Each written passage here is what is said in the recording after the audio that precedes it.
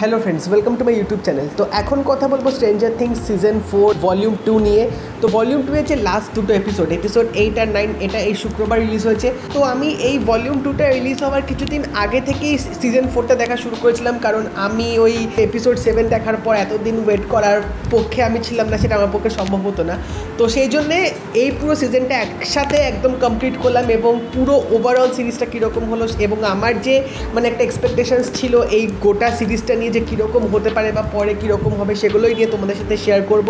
তো ভিডিওটা কিন্তু অবশ্যই দেখবে এবং এই ভিডিওটা হয়তো একটু স্পয়লার হতে পারে, তো আমি তোমাদের আগে রেকমেন্ড করবো তোমরা আগে সিজনটা দেখে নাও অবশ্যই, তারপরে এই ভিডিওটা দেখো, তাহলে তোমাদের বুঝতে আরও অনেকটা সুবিধা হবে। তো এই যে সিজন 4টা যে দুটো ভলিউমে যে বার করেছে, আমার মনে হয় এই দুটো ভলিউমে বার করার প্রধান কারণ হচ্ছে অডিয়েন্সদের অ্যান্টিসিপেশনটা, অডিয়েন্সদের এক্সাইটমেন্টটা আরও বাড়িয়ে দেওয়ার জন্যে, যেটা ভলিউম 1-এ অনেকটাই বাড়িয়ে দিচ্ছিল। কারণ যেভাবে শেষ করেছিল আমার মনে হয় আমি যদি তখন আগে দেখতাম এতদিন ওয়েট করাটা অনেকটা চাপের হয়ে যেত, বাট এখানে ভলিউম 2-তে লাস্ট এপিসোডটা যেভাবে ক্লিফ হ্যাঙ্গারে রাখলো, যেভাবে শেষটা করলো, ওই দৃশ্যটা দেখার পর সিরিয়াসলি এরপর এত মাস ওয়েট করাটা খুব চাপের ব্যাপার হয়ে যাবে। এবং একটা সুখবর সেটা হচ্ছে সিজন 5 আসবে এবং সেটাই হচ্ছে ফাইনাল সিজন হবে স্ট্রেঞ্জার থিংসে, এবং আমার মনে হয় এটা খুব সম্ভবত 23 বা 24-এ হয়তো রিলিজ হতে পারে। তো এই সিজন 4 নিয়ে এবার যদি কথা বলি, এখানে প্রধানত 3টে কিন্তু আমরা গল্প দেখতে পারবো সাইমালটেনিয়াসলি এগোচ্ছে, এবং তো যেই 3টে গল্প এখানে মেন ফোকাস করা হচ্ছে সেটা হচ্ছে ফার্স্ট অফ অল এখানে হোপকে যে রাশিয়ার জেলে নিয়ে যাবে, তো ওই রাশিয়া জেল থেকে হোপ কী করে বেরোবে এবং হোপকে বাঁচাতে তার যে সঙ্গীরা যাবে তারা কিভাবে ওই জেলে পৌঁছবে, কিভাবে হোপ তাদেরকে ইন্টিমেশন দেবে যে তিনি বেঁচে আছেন। তো এই পুরো প্রসেসটা হচ্ছে একটা গল্প আমরা দেখতে পাবো। সেকেন্ড যে গল্পটা দেখাবে সেটা হচ্ছে এখানে লেভেনের ব্যাপারে, কারণ আমরা এখানে দেখতে পাচ্ছি লেভেন নিজের পাওয়ারটা সম্পূর্ণ হারিয়ে ফেলবে, তো সেই পাওয়ারটা ফিরে পাওয়ার জন্য তাকে আবার সেন্টারে নিয়ে যাবে। তো ওই সেন্টারে তার সাথে অনেক কিছু হবে, তিনি অনেক জিনিস জানতে পারবেন যেটা তাকে পরে ওই যে মেন মনস্টারটা আছে তার সঙ্গে লড়তে অনেকটা সাহায্য করবে, কারণ এখানে অনেক রকম তোমরা টুইস্ট অ্যান্ড টার্নস দেখতে পাবে এবং অনেক রকম হিস্ট্রি এই গল্পটার মধ্যে আছে। এবং থার্ড যে গল্পটা দেখাচ্ছে সেটা হচ্ছে এখানে যে বাকি যে গ্রুপ মেম্বার্সগুলো আছে তারা এই পুরো ব্যাপারটা যে খুঁজে বার করবে যে এখানে দুটো ডাইমেনশন আছে, আপসাইড ওয়ার্ল্ডের ব্যাপারটা কি, টাইম ট্রাভেলের ব্যাপারটা কি, তারা কীভাবে অন্য ওয়ার্ল্ডে গিয়ে ওই ভেকনার সাথে কীভাবে ফাইটটা করবে, সেই পুরো প্রসেসটা কিন্তু 3টে গল্পে দেখাবে। তো এই 3টে গল্পে যেভাবে ডিরেক্টর মানে এক গল্প থেকে আরেক গল্প দেখেছে সেই এডিটিংটা কিন্তু আমার বেশ ভালো লেগেছে, কারণ একটা গল্পে একটা মুহূর্ত বা একটা সিন দেখাচ্ছে, আবার সেখান থেকে কাট করে অন্য একটা গল্পে চলে যাচ্ছে, অন্য একটা সিনে দেখাচ্ছে।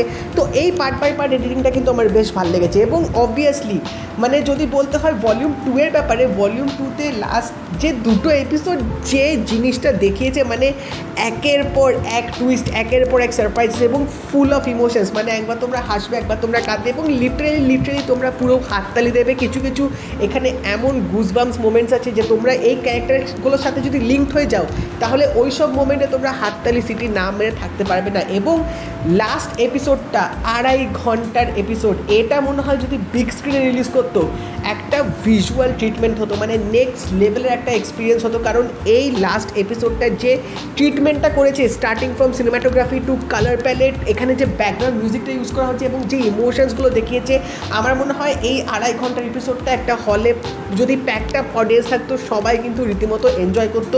এমনভাবেই এই এপিসোডটা এখানে বানানো হয়েছে এবং প্রত্যেকটা এপিসোডই 1.5 ঘন্টার কাছাকাছি। মাঝে মধ্যে তোমাদের হয়তো মনে হতে পারে যে সিজনটা খুব ড্র্যাগ করছে, একটু এক্সটেন্ড করছে, সেটা আমারও মাঝে মধ্যে মনে হচ্ছিলো যে একটু কোথাও হয়তো বেশি টেনে ফেলছে, বাট হ্যাঁ প্রত্যেকটা এপিসোডে এটুকু বলতে পারি তোমাদের চিলস অ্যান্ড থ্রিল দেওয়ার জন্য কিন্তু অনেক রকম এলিমেন্ট আছে এবং কিছু জায়গায় এমন সাসপেন্স বা এমন কিছু তোমাদের গল্প তুলে ধরবে যেগুলো তোমরা দেখে কিন্তু অবাক হয়ে যাবে। এবং এই ভেকনার ব্যাপারে কিন্তু অনেক রকম তথ্য তোমরা জানতে পারবে, যেটা শুরু হবে সেই সেন্টার থেকে যেখানে লেভেন যাবে নিজের পাওয়ারটা হারানোর পর, তার যে ছোটোবেলা যেখানে কেটেছে ওই ডক্টরের কাছে, সেই সাথে কিন্তু অনেক রকম কানেকশন আছে যেটা তোমরা দেখলে জানতে পারবে।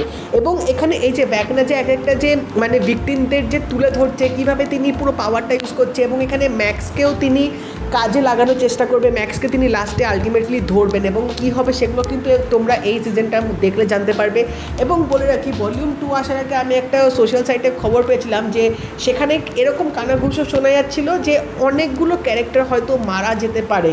তো মানে সিরিয়াসলি এরকম যদি হতো খুব খুব হার্ট ব্রেকিং হতো, এবং ব্যাপারটা আমি জানি না অন্য দিকেও হয়তো চলে যেতে পারতো, কারণ একটা গ্রুপে এতগুলো মেম্বার, প্রত্যেকটা মেম্বারেরই কিন্তু ক্যারেক্টার এস্টাবলিশমেন্টগুলো বেশ ভালো, প্রত্যেকটা মেম্বারেরই কিন্তু ফ্যান ফলোয়িং আছে।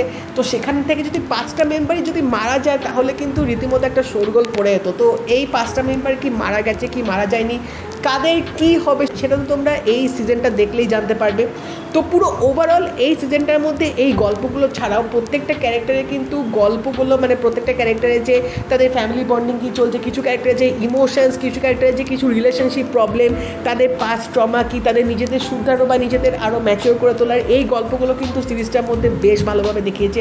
এবং অবভিয়াসলি লাস্টে একটা কীরকম এন্ডিং হবে সেটা তো তোমরা দেখলেই বুঝতে পারবে। বাট লাস্ট এপিসোডটা যেভাবে দেখিয়েছে, মানে 2.5 ঘন্টা যে কীভাবে কেটে যাবে তোমরা কিন্তু কিচ্ছু বুঝতে পারবে না, কারণ যেখান থেকে শুরু হবে তোমরা একদম অ্যাড্রিনালিন রাশ ভরপুর অনুভব করবে।